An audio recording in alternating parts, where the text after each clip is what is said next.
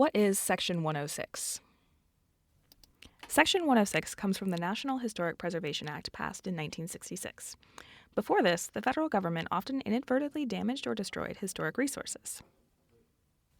Section 106 is a process set up to avoid these outcomes. Whenever projects are funded, licensed, or approved by the federal government, Section 106 is carried out to assess and mitigate potential adverse effects on historically significant properties. What is the trigger for Section 106? Undertakings. An undertaking is a project, activity, or program either funded, licensed, or approved by a federal agency. In other words, it's when federal money, property, or permitting is involved. There are multiple parties involved in the Section 106 process.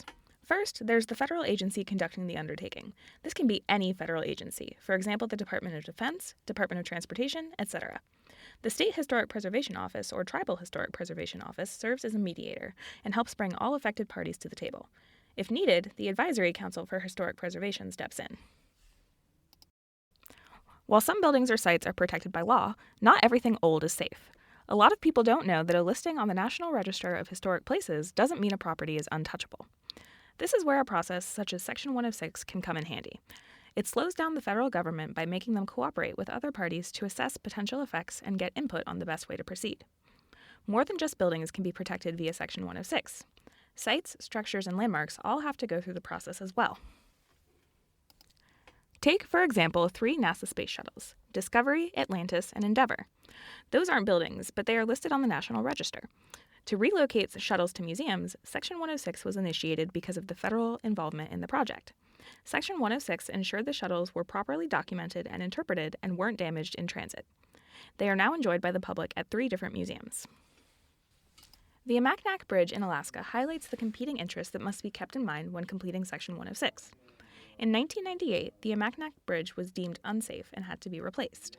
This site contains archaeological resources from the Unangan people of the Eastern Aleutian Islands, so alternate alignments were considered. However, those would have compromised either another historic resource or have negative environmental impacts. In the end, the site was excavated and documented and the bridge rebuilt on the original alignment.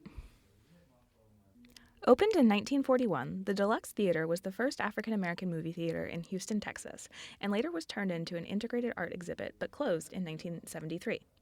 In 2008, an idea was hatched to build a culture and arts center where the theater was located, which set Section 106 in motion. Due to the historic value of the Deluxe Theater, it was saved and turned into a theater, library, and art venue space. This case illustrates how Section 106 can be used to bring new life to historic properties. So, what does this all really mean? Essentially, Section 106 is a review process to figure out what effects may happen and then mitigate those effects if necessary. Think of it as the federal government having to jump through hoops to prevent unforeseen impacts. It also provides time for community input, which can sometimes change the outcome.